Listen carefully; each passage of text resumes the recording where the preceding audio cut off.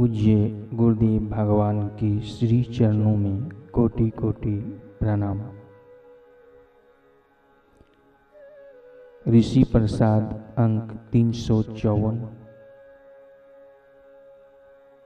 लेख सद्गुरु देते भवरोग से मुक्ति की युक्ति।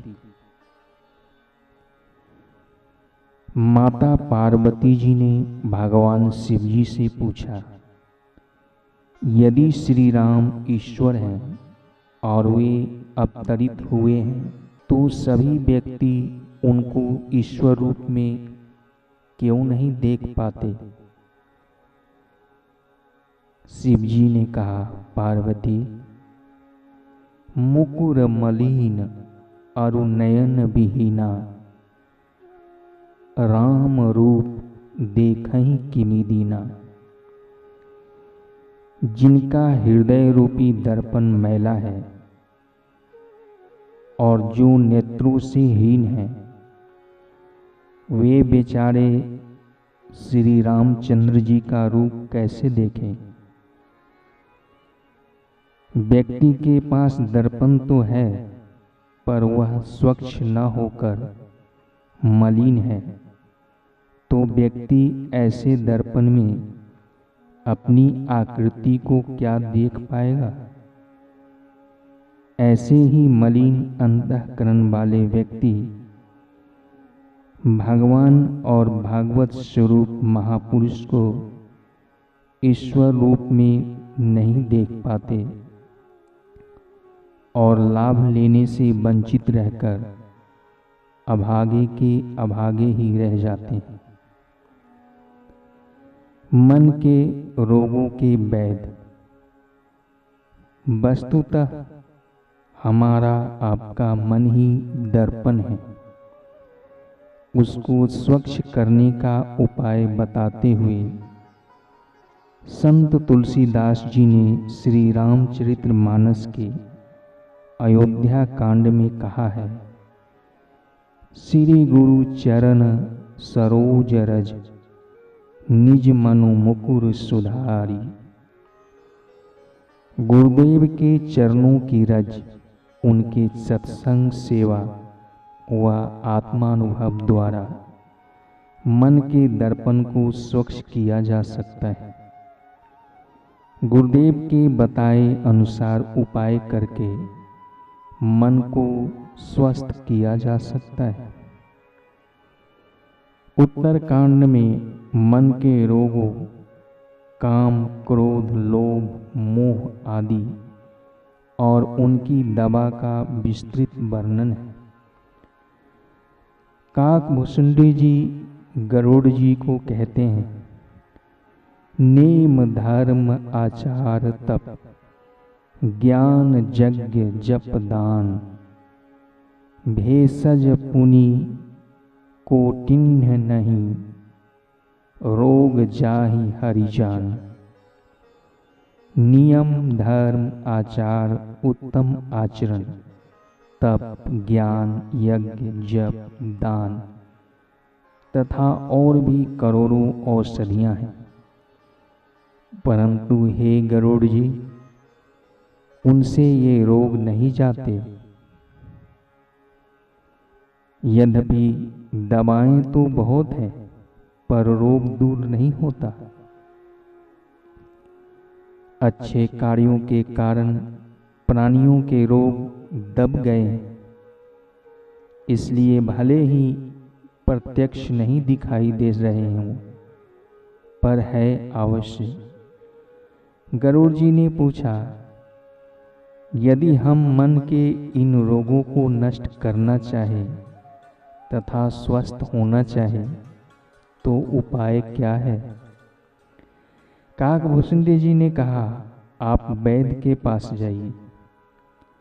वस्तुतः संसार में जब कोई व्यक्ति हमारे आपके दोषों का वर्णन करता है तो इसके पीछे उसकी वृत्ति होती है नीचा दिखाने की, करने की, और तब स्वाभाविक है कि हमें बुरा लगेगा।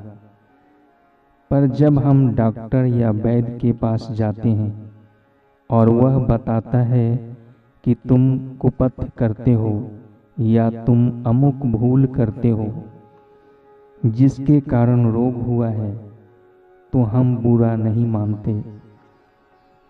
इसी प्रकार अहंता ममता में फंसाकर जन्म मरण रूपी रोग को देने वाले मन के रोगों से मुक्ति पाने हेतु सद्गुरु रूपी वैद्य के पास जाना होगा। सद्गुरु वैद्य, सद्गुरु ही वैद्य हैं। इसका अभिप्राय है कि हम ब्रह्मवेता सद्गुरु के पास जाएं तो पहले से ही यह मान कर जाएं कि हमारा मन रोगी है और उसे स्वस्थ करने के लिए ही हम सद्गुरु रूपी वैद्य के पास जा रहे हैं। रावण को लाभ क्यों नहीं हुआ? जो व्यक्ति अपने को रोगी नहीं मानता, अर्थात जिसका रोग इतना अधिक बढ़ गया हो कि वह स्वयं यह निष्कर्ष निकालने में समर्थ ही न हो कि मुझे कोई रोग हुआ है, ऐसे व्यक्ति को सद्गुरु की आवश्यकता ही नहीं महसूस होती। फलतः वह अपने दोषों के निवारण हेतु सद्गुरु के पास नहीं जाएगा। ऐसे को तो प्राकृतिक ही कर्मों के बंधन में बांधकर जबरन ही उपचार करेगी, क्योंकि ऐसा व्यक्ति यदि सद्गुरु के पास जाएगा भी तो रावण की तरह उसे कोई लाभ होने वाला है नहीं। रावण की स्थिति उसी प्रकार की है कि जैसे कोई व्यक्ति विश्व प्रसिद्ध डॉक्टर को बुला ले और यह गर्व करे कि हमारे पास विश्व प्रसिद्ध डॉक्टर आता है।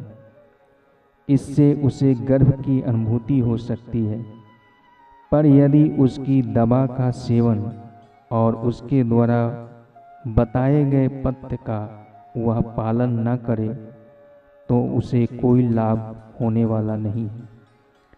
रावण की समस्या यही है। रावण जब शंकर जी को गुरु के रूप में वरण करता है तो दोषों के निवारण के लिए नहीं, मात्र शोभा के रूप में कि जीवन में कोई गुरु भी होना आवश्यक है। सद्गुरु रूपी वैद्य पर पूरा विश्वास हो। कई लोग प्रश्न करते हैं कि जीवन में सद्गुरु का होना आवश्यक है कि नहीं, तो उत्तर यह है कि अगर हमारा मन रोगी है, उसमें दोष है, तब जैसे वैद्य की आवश्यकता होती है वैसे ही सद्गुरु की भी आवश्यकता है। जो आशा हम डॉक्टर से करते हैं वही हमें सद्गुरु से करनी चाहिए कि वे हमारी कमियों को मिटाए, जन्म मरण रूपी रोग से हमको छुटकारा दिलाएं, पर साथ ही सद्गुरु वैद्य वचन विश्वासा। सद्गुरु जो कुछ कहे उनकी वाणी पर हमें पूरा विश्वास हो कि मेरे सद्गुरु जो कह रहे हैं वह मेरे कल्याण के लिए है और ठीक कह रहे हैं। दवा के साथ परहेज जरूरी। सद्गुरु कह दे कि यह लो मंत्र, यह लो माला, तो मानो दवा ही दे दी है। उन्होंने किसी को बता दिया कि तुम जप करो, किसी को बता दिया कि तुम ध्यान करो। सद्गुरु शिष्यों को अलग अलग साधन बताते हैं, पर हम कहीं एक और सद्गुरु के द्वारा साधना की दवा का सेवन करें और दूसरी ओर मनमाने कुपथ का भी सेवन करें, तो निश्चित रूप से यदि दवा का लाभ भी होगा तो अत होगा, कारण कि दवा की मात्रा थोड़ी और कुपथ की मात्रा बहुत है। इसलिए काकभुसुंडी जी ने गरुड़ जी से दवा की बात नहीं की, अपितु कहा कि पहले पथ्य सुनो।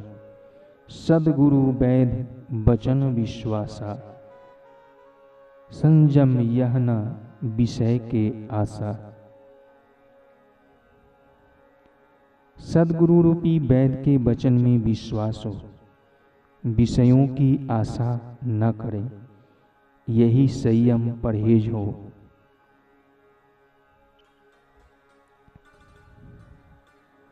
कर्मशः